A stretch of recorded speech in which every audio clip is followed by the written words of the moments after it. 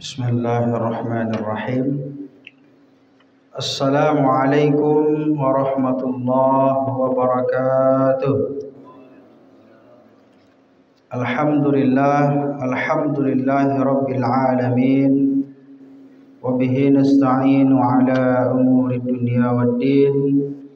Wassalatu wassalamu ala asyrafil anbiya'i wal mursalin wa ala alihi wa sahbihi ajma'in, amma ba'd. Qala Allah Ta'ala fil Qur'anil Karim, a'udzu billahi minasy syaithanir rajim.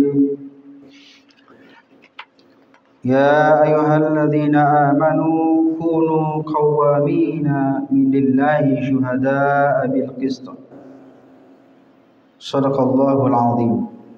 Ma'asyiral muslimin, Bapak-bapak, ibu-ibu, para jamaah Masjid At-Taqwa yang dirahmati dan dicintai Allah. Alhamdulillah, pada subuh hari ini kita masih diberikan kesehatan dan kesempatan oleh Allah Subhanahu wa taala. Kita mendapatkan nikmat karunia iman dan Islam, dan juga kita telah hadir di ruang Masjid At-Taqwa ini merupakan nikmat yang luar biasa yang dapat kita rasakan secara langsung. Kita bisa beribadah kepada Allah Subhanahu wa taala. Untuk itu pantaslah kita bersyukur kepada Allah. Mudah-mudahan dengan syukur ini kita semakin dicintai dan disayang oleh Allah Subhanahu wa taala. Amin ya rabbal alamin. Marilah kita berselawat buat junjungan kita Nabi Allah wa Rasulullah Muhammad sallallahu alaihi wasallam. Allahumma salli wa sallim wa barik ala sayyidina Muhammad wa ala ali Muhammad. Mudah-mudahan salat dan salam ini tercurah selalu buat junjungan kita Rasulullah sallallahu alaihi wasallam. Buat para sahabatnya, keluarganya, para sahabatnya dan seluruh pengikutnya sampai kepada kita. Mudah-mudahan di yaumul qiyamah nanti kita mendapatkan syafaat dari baginda Rasulullah sallallahu alaihi wasallam. Ma'asyiral muslimin, saudara-saudaraku, para jamaah yang berbahagia. Pada kesempatan kas kali ini, kas At-Taqwa, kajian Ahad subuh Masjid At-Taqwa kita, yaitu pada Ahad yang pertama, minggu yang pertama di bulan ini, kita akan membahas terkait dengan seri ekonomi Islam. Ya. Ini adalah hal yang sangat penting juga kita bahas dalam kehidupan kita. Karena banyak di antara kita kaum muslimin beranggapan bahwa urusan ekonomi kadang-kadang merasa bukan urusan kita sebagai umat Islam. Padahal setiap hari, saban waktu, setiap saat kita juga berkecimpung dengan urusan ekonomi. Ya, ekonomi. Dan bagaimana prinsip-prinsip ekonomi Islam, ya, tentunya yang ditawarkan di dalam nilai-nilai Islam berbasis kepada Al-Quran yang mulia, dari ayat-ayat Allah Subhanahu wa taala, dan juga tentunya adalah dibantu dengan hadis-hadis baginda Rasulullah SAW. Bapak Ibu yang berbahagia, kalau kita lihat secara umum bahwa ekonomi itu merupakan suatu hal yang sangat penting, termasuk dalam kehidupan kita sehari-hari.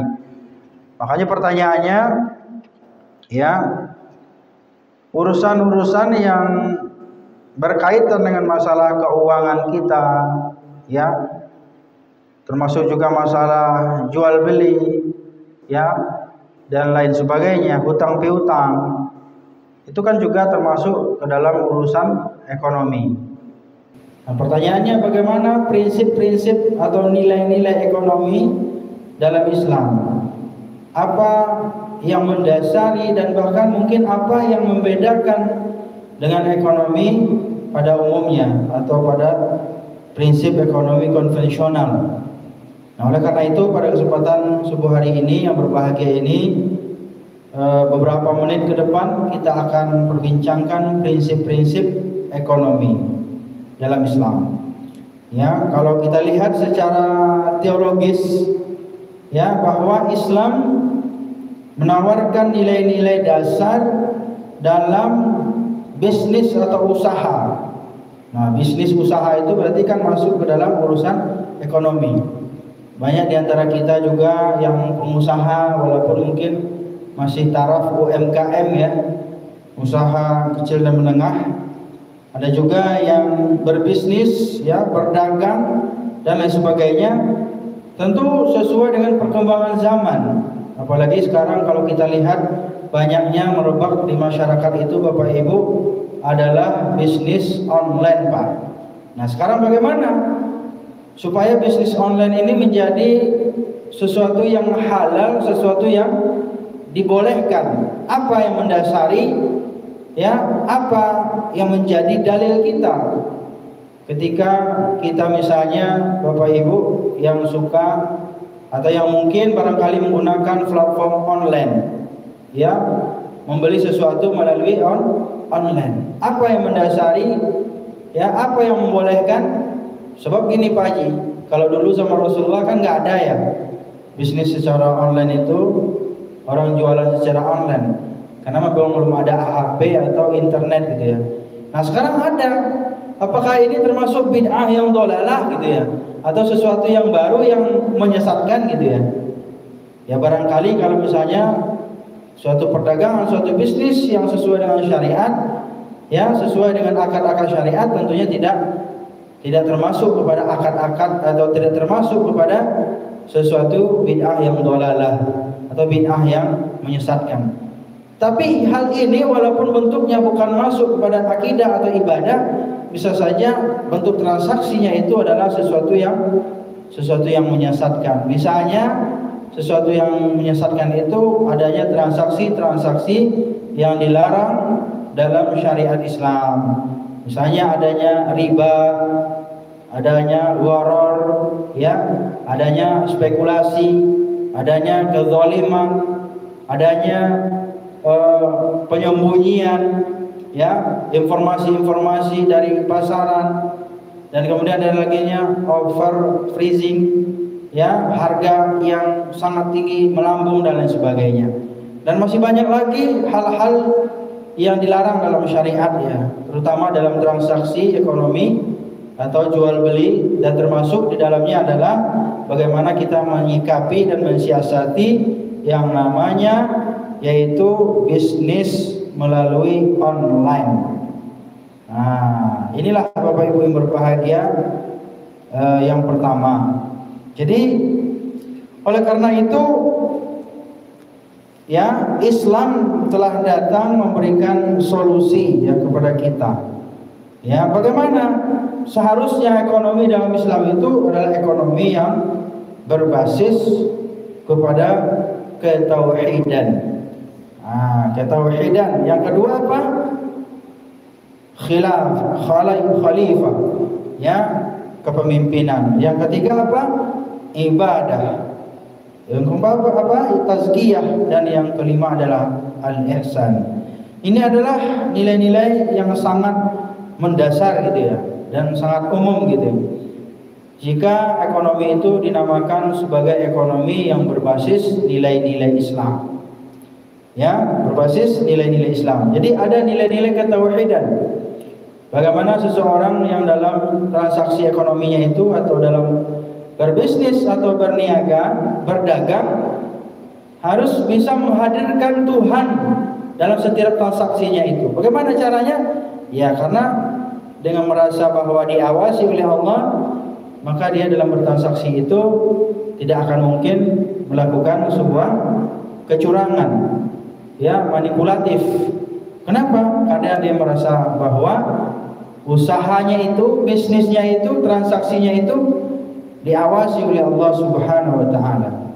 Kemudian yang kedua adalah kepemimpinan, ya, bahwa pada dasarnya manusia ini adalah khalifatun fil ardi. Jadi memimpin, menjadi leader. Jadi kita yang mengatur perdagangan, bisnis itu semuanya kita yang harusnya mengatur. Tetapi sejatinya, ya, kalau kita lihat pada saat ini perdagangan atau perbisnisan yang kita jalani, terutama apalagi secara global, internasional, ya kita ya diatur ya oleh orang-orang asing dan kemudian dikuasai ekonomi kita, dan kita kadang-kadang tidak mendapatkan apa-apa. Kemudian ada lagi prinsip ibadah yang sangat umum juga. Jadi apapun usaha atau ekonomi yang kita lakukan Bapak Ibu, atau usaha yang kita kerjakan, jangan lupa bahwa semuanya itu kita niatkan karena ibadah kepada Allah Subhanahu wa ta'ala. Jadi nilai-nilai ibadah. Jadi kita hadirkan, misalnya Pak Haji dagang, bisnis misalnya, atau ada juga yang transaksi secara online. Kita niatkan semuanya itu karena Allah Subhanahu wa ta'ala. Jadi sehingga nilai-nilai ekonomi yang kita lakukan itu ya itu dapat dinilai sebagai nilai ibadah kepada Allah Subhanahu wa ta'ala. Tazkiyah ya, mengingat diri. Tazkiyah ya. Jadi mengingat diri kita kepada Allah, mengingatkan diri kita kepada Allah Subhanahu wa ta'ala bahwa segala sesuatu ya yang diberikan Allah semuanya adalah merupakan titipan dari Allah. Al-ihsan juga berlaku baik ya.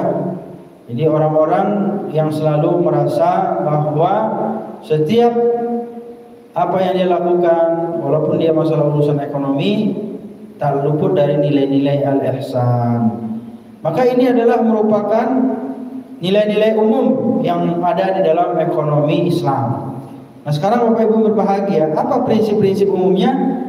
Dalam ekonomi itu paling tidak ada yang namanya nilai keadilan. Nilai-nilai keadilan. Jadi nilai-nilai keadilan ini adalah merupakan suatu hal yang sangat penting juga. Ya, dan bahkan kita juga tidak hanya menjalankan ekonomi itu dengan keadilan, tapi juga dengan kebenaran. Kebenaran dan menjalankan suatu transaksi itu, bisnis itu atau usaha itu ya karena berdasarkan karena Allah Subhanahu wa ta'ala. Nah, ini juga tadi sudah saya bacakan, ya ayyuhalladzina amanu kunu qawwamina lillahi syuhada'a bil qist. Duhai orang-orang beriman, hendaklah kalian menjadi orang-orang yang selalu menjalankan kebenaran karena Allah Subhanahu wa ta'ala. Jadi ini adalah merupakan hal yang sangat penting gitu ya. Dan juga dikatakan di ayat berikutnya di ujungnya itu yang i'dilu wa aqrabu littaqwa. Jadi kita diperintahkan apa? Masih dalam ayat yang sama, i'dilu, berlaku adillah kalian karena sesungguhnya adil itu dekat dengan ketakwaan. Maka dalam masalah ekonomi Bapak Ibu, bukan hanya masalah urusan muamalah yang lain gitu ya, bukan masalah urusan dengan keluarga ya, bukan hanya dengan manusia secara khusus, tapi secara umum gitu ya. Tapi secara khusus masalah urusan ekonomi, masalah bisnis, masalah perdagangan, semua kita harus landasi dengan apa? Dengan nilai-nilai keadilan. Karena seseorang yang menjalankan transaksi bisnisnya atau urusan ekonominya dengan keadilan, dengan kebenaran karena Allah Subhanahu wa ta'ala, maka mereka berarti termasuk di antara hamba-hamba Allah yang bertakwa kepada Allah Subhanahu wa ta'ala. Jadi Bapak Ibu berbahagia, dan di akhir itu wattaqullah, kita diperintahkan lagi ya. Jadi dua kali ini ya, ada lagi perintah penegasan wattaqullah. Di samping kita diperintahkan untuk berlaku adil ya, wattaqullah, di akhirnya juga dikatakan bertakwalah kalian kepada Allah Subhanahu wa ta'ala. Innallaha khabirum bima ta'malun. Sungguh Allah Maha mengetahui apa-apa yang kalian lakukan. Jadi Bapak Ibu, urusan masalah ekonomi, masalah perdagangan, masalah bisnis, masalah usaha yang kita lakukan saat ini, apapun lah bentuknya, asal ada nilai-nilai ekonominya itu, jangan lupa bahwa di dalam menjalankannya itu harus didasari pada prinsip-prinsip, yaitu adalah keadilan. Keadilan, dan kemudian apa? Hendaklah kita bertakwa kepada Allah Subhanahu wa ta'ala. Inilah hal yang pertama, yaitu adalah keadilan, prinsip keadilan. Ya. Nah, yang kedua adalah prinsip kemandirian, mandiri. Nah, kemandirian ini sebenarnya dapat kita lihat dari sebuah sikap, ya, prinsip yang tidak memiliki ketergantungan kepada orang lain. Makanya salah satu hal yang sangat penting dalam usaha itu, Pak, itu adalah kemandirian. Nah, makanya kalau kita usaha, walaupun usahanya mungkin masih kecil gitu ya, tapi kita memiliki kemandirian, walaupun mungkin besar, tapi kita memiliki ketergantungan kepada orang lain. Kalau yang namanya ketergantungan, ya jadi akhirnya ujungnya kita diatur oleh orang lain. Ya, diatur dan bahkan kita mungkin ditekan. Ya. Nah, akhirnya apa yang terjadi ketika kita ditekan, ketika kita mendapatkan tekanan, akhirnya mungkin barangkali kemungkinan penyelewengan mungkin bisa kita lakukan atau mungkin terjadi gitu ya. Yang seharusnya tidak terjadi, ya, manipulatif misalnya karena ada tekanan gitu ya. Ya, akhirnya apa yang terjadi? Kita berlaku curang terhadap bisnis atau usaha yang kita lakukan. Jadi kemandirian ini merupakan hal yang sangat penting juga dimiliki dalam nilai-nilai prinsip ekonomi. Ya, kenapa? Karena sesungguhnya setiap perbuatan manusia itu akan kembali kepada dirinya. Dan bahkan dalam sebuah ayat dikatakan kullu nafsin bima kasabat rahinah. Tiap-tiap diri bergantung atau bertanggung jawab atas apa yang diperbuatnya. Jadi apa yang kita lakukan, apa yang kita usahakan, ingatlah sesungguhnya akan kita bertanggungjawabkan di hadapan Allah Subhanahu wa taala. Maka dalam dagang, Pak, dalam usaha, dalam bisnis, jangan sampai kita berusaha untuk mencurangi, menzalimi hak-hak konsumen. Ya, jangan pernah berpikir, ya, kalau saya ingin mendapatkan untung harus curang gitu ya. Atau bahkan ada juga yang mengatakan istilahnya, saya curang saja, Pak, minim untungnya, apalagi kalau saya jujur gitu ya. Nah, ini lebih parah lagi. Jadi oleh karena itu, keuntungan yang hakiki, keuntungan yang sebenarnya bukan kita lihat pada keuntungan secara finansial atau berapa keuntungan kita dagang hari itu, Pak, tapi bagaimana usaha kita, ya, bisnis atau perdagangan yang kita lakukan itu mendatangkan keberkahan bagi kehidupan kita, keluarga kita, dan bagi orang lain. Inilah, ya, yang kita lihat bagaimana sistem perdagangan bisnis daripada Rasulullah Sallallahu Alaihi Wasallam. Beliau itu jujur, Pak, ya, jujur, dan saking jujurnya justru dengan kejujuran itulah, ya, konsumen berbondong-bondong, berduyun-duyun ingin membeli dagangannya. Tapi kalau kita tidak jujur, mungkin sekali itu orang mau beli barang kita, beli dagangan kita. Tetapi ketika telah diketahui bahwa kita tidak menjadi pedagang yang jujur, ya, pebisnis yang jujur, yang kedua, ketiga, dan seterusnya dan berikutnya, orang tidak mau lagi datang ke warung atau ke usaha kita. Nah, inilah kerugian yang didapatkan oleh orang-orang yang tidak jujur, orang-orang yang tidak mandiri, orang-orang yang tidak bertanggung jawab. Kemudian apalagi yang ketiga adalah prinsip pemberdayaan. Dalam ekonomi Islam itu pemberdayaan ini sangat penting, Pak. Jadi bagaimana, ya, kita memiliki mindset, memiliki pikiran bahwa dalam berusaha, dalam berbisnis, bukan hanya kita saja yang pengen sukses, atau bukan hanya sukses pada diri sendiri, bukan hanya sukses pada golongan atau kelompok, tapi bagaimana kita juga menyukseskan orang lain, Pak. Makanya banyak, ya, UMKM itu biasanya ada dari produk-produk tertentu gitu ya, yang mereka itu membuat sebuah usaha komunitas. Ini sangat penting sekali, ya, kita galakkan gitu, kita semarakkan, kita gaungkan bagaimana pemberdayaan masyarakat kita melalui ekonomi kreatif. Ekonomi kreatif, dan juga bagaimana seseorang yang memiliki modal atau pemodal ini, ya, bisa mencari sebanyak-banyaknya, ya, masyarakat mereka itu yang lemah secara ekonomi, ya, mereka tidak punya pemodalan, maka kemudian datang para pemodal-pemodal ini datang untuk memberikan modal, membantu dengan modal, kemudian mendampingi, dan kemudian bagaimana mereka juga sukses dalam berdagang dan berbisnis, sehingga mereka juga menjadi masyarakat yang dapat diberdayakan.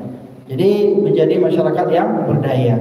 Karena sejatinya orang yang sukses itu Pak, bukan seberapa banyak dia mengumpulkan harta dan kemudian hartanya buat dia sendiri, ya, kekayaan buat dia pribadi, ya, tetapi bagaimana seseorang yang memiliki harta itu menjadi harta yang lebih bermanfaat, lebih besar lagi bagi orang-orang yang lain dengan cara memberdayakan masyarakat-masyarakat yang ada di sekitarnya.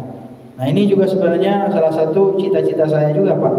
Kalau ada modal, ada dana, ada duit itu, ya masyarakat-masyarakat yang kecil itu kita rekrut, ya kita bimbing, ya kita dampingi sehingga mereka bisa mendapatkan usaha. Yang belum usaha ada usahanya. Ini juga sudah dilakukan oleh kampus kita melalui pemberdayaan, ya, masyarakat-masyarakat yang duafa, keluarga-keluarga yang duafa melalui pemberdayaan, ya, dalam praktek pengabdian kepada masyarakat. Nah, masih banyak lagi sebenarnya Bapak Ibu yang berbahagia yang perlu kita perhatikan gitu ya. Jadi artinya apa? Artinya pemberdayaan yang kita lakukan ini pada dasarnya adalah akan mendatangkan keberkahan bagi diri kita, ya, bagi diri kita. Jadi seseorang yang memberdayakan orang lain itu, ya, berarti dia sedang menanam, ya, menanam amal, ya, nanti di akhirat insyaallah akan memperoleh amal tersebut. Dan juga Allah Subhanahu wa taala mengibaratkannya, alam tara kaifa daraballahu mathalan kalimatun thayyibatun kasyajaratin thayyibatin asluha tsabitun wa far'uha fis sama. Ya, tidakkah kamu perhatikan bagaimana Allah telah berbuat perumpamaan kalimat yang baik seperti pohon yang baik, akarnya teguh dan cabangnya menjulang ke langit. Pohon itu memberikan buah, ya, pada setiap musim dengan seizin Tuhannya. Nah, ini adalah merupakan suatu hal perumpamaan, ya, bahwa seseorang yang dapat memberdayakan orang lain, ya, dengan konotasi yang positif, memberdayakan ekonomi masyarakat, maka dalam Islam mereka ibaratkan seperti menanam pohon Bapak Ibu berbahagia. Yang mana nanti pohon itu, ya, akarnya menjulang ke bawah dan kemudian cabangnya menjulang ke atas, dan kemudian setiap cabang itu ada ranting, dan kemudian setiap ranting-ranting itu akan berbuah, ya, berbuah, dan kemudian akan dapat dipetik, ya, daripada hasilnya. Kapan hasilnya? Ya, bagi orang yang berbuat baik di dunia ini, hasilnya akan dapat di akhirat kelak nanti. Yang terakhir Bapak Ibu yang berbahagia, yaitu adalah prinsip daripada kejujuran. Tadi juga sudah disinggung, ya. Sebagaimana firman Allah, ya ayyuhalladzina amanu taqullaha wa kunu ma'as-shadiqin. Hai orang-orang yang beriman, bertakwalah kepada Allah dan hendaklah kamu bersama orang-orang yang benar, orang-orang yang jujur. Jadi dagang itu memang harus jujur, ya, bisnis atau usaha itu harus jujur. Apapun lah yang kita lakukan dari nilai-nilai ekonomi, ya, dalam Islam itu, ya, tak luput dari kata jujur, amanah dan jujur. Inilah yang paling penting yang perlu kita cermati, ya, dalam usaha kita, dalam dagang kita. Jangan sampai usaha yang kita lakukan sudahlah tidak mendapatkan keuntungan dunia dan ternyata juga tidak mendapatkan keuntungan akhirat. Kita jadi rugi dua kali. Bapak Ibu yang berbahagia, barangkali ini saja kajian singkat kita.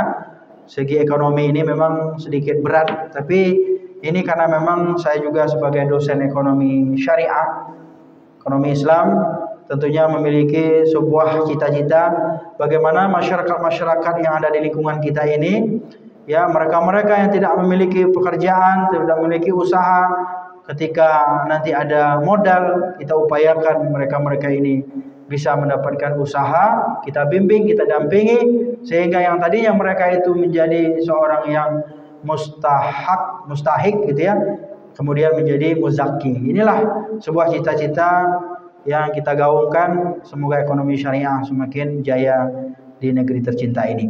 Itu saja, barangkali terima kasih atas perhatiannya.